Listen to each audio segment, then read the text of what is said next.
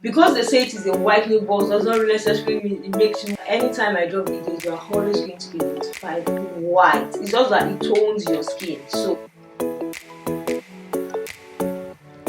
hi guys, welcome back again to another video. And if you're an OG on this channel, then you definitely know what Monday is all about.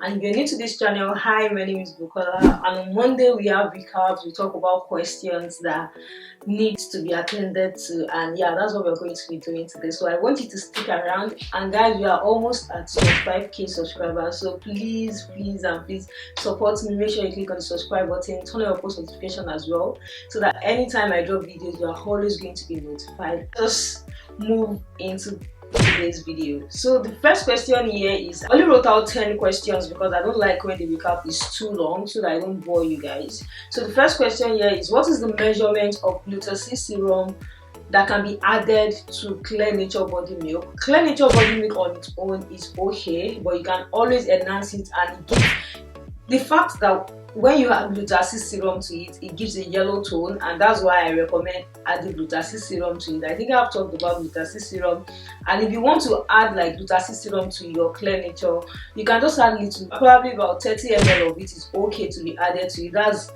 a tablespoon is 15 ml, and that's 2 tablespoons, and that's 30 ml. So if you're mixing, if you want to mix your Clear Nature body milk with your Gluta serum, then definitely you can go with 2 tablespoons of it, but make sure that the measurement is correct. The normal spoon we use in eating at home might not be the same. You know, all those flat spoons might not be the same as the normal measuring spoon. So I would advise you do get the measuring spoon. And if you don't have the measuring spoon, if you have a bottle, a 30 ml bottle, then that's fine, because you really don't need much. And it's going to give you a gradual process of a yellow tone. Like, it's not just one, but that's how I can explain it. I think I've talked about it. There's a whole video on that you can as well go and check. So yeah. Second question is the base cream you posted a good base cream for the pink lips balm?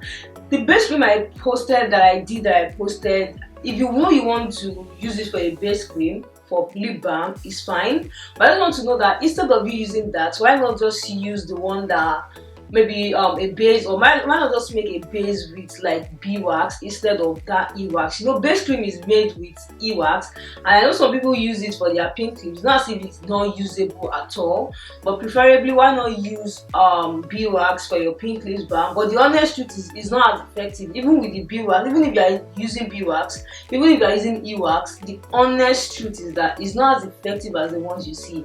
Mostly the ones you see have been mixed with a particular serum, or it was made with a lightening serum that is already effective. So, or there's keratin BS in it. Either of the three is going to happen. So next question is, what oil can I mix with advanced clinicals? You guys, it's not all creams that need to be mixed. In my own opinion, why not just use this cream and let them work for what they are meant to do? That's just it. Because I noticed that when you leave this thing to work for what they are meant to do, you are going to like it on the long run. So adding oils to it, I don't think is the best option, or probably I don't just know any oil you can add to it, probably because I don't want you to add oils to it. It is okay on its own, especially if it is the vitamin C one. It is so much okay. I think I made a review about it. See, even those that have bleached their skin and they are looking for something they can use to like correct their skin, or even if you are watching me right now and maybe you have used a particular product that damaged your skin and you're looking for something you can use to repair your skin without needing to add anything to it, go and get the Advanced Clinical Vitamin C cream, and I know you're going to get the best result from it, and it's going to help you repair your skin as well as help you with your knuckles. So I think that's the best. So I don't know any oil you can add to it. I'm going to be advising you to use it like that alone. If you use it like that alone and it's not giving you the result you want, probably just check for another one. These creams are not like our cream that we just mix anyhow. So why not just make it work and just use it the way it has been made for? So that's just. Next one is, how many shades does the caramel cream give? I think this person is talking about the caramel. This person is talking about the caramel tutorial that I did. It's going to give you 2 shades. Caramel is not dark, so caramel is different from dark. So if you know you want to use it, it's going to give you about 2 shades. If your skin is sensitive, probably a little bit more than that, but 2 shades at least, with a very good scrub, and back it up with a very good soap, because Only the cream cannot do the job. It needs partner to be able to work and perform its work effectively. Next one is I use CeraVe Salicylic Acid, and it did work for my white patches. You guys, this cream helps. I told you guys that like it helps for a lot of things, but I've seen people ask me if it works for tags, which I doubt it does. I don't think it works for tags, but for patches, for eczema, for stuff like that, you can always get this Salicylic Acid CeraVe. See, it works a lot. I think it is still one of their best. Their Salicylic Acid collection is still one of their best collection in my own opinion, because I'm going to be doing a full video on what I use for my face, what I've used for my face for the past 3 weeks, and how it has helped, what I noticed, and yeah, just be dropping it, and it has to do with this particular thing as well. So next one is, what quantity of Ski Good can I add to the big size of my Stay Young cream? At least you can add 2. If you want to add Ski Good to that big one, you can add 2. The reason why you are adding Ski Good to it is because of reaction. So if you know you have other reaction things that you can add to it, fine. But preferably Ski Good has been working very well with it for reaction. And let me tell you, if you know you are using this particular cream, limit your usage. One, because it's very effective when it comes to it brightening up your skin. I've seen a lot of people come to me like, oh, I mixed this particular cream with my body butter, this same Stay Young, and I just open my mouth like, yo, are you serious? So people, that's how effective it can be. So if you know that you're using it for your face, I'm going to be advising you either just use it like 3 times a week, or probably use it at night, but I'm not going to be advising you to use it every day if you have been able to use it to like get what you want.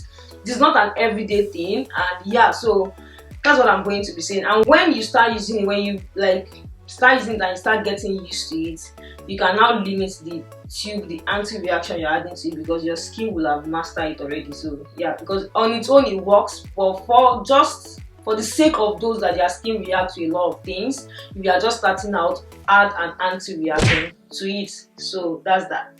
Next one is what coffee. I added coffee to my turmeric scrub. You guys, I'm looking at it on my book, and that's what I'm looking down.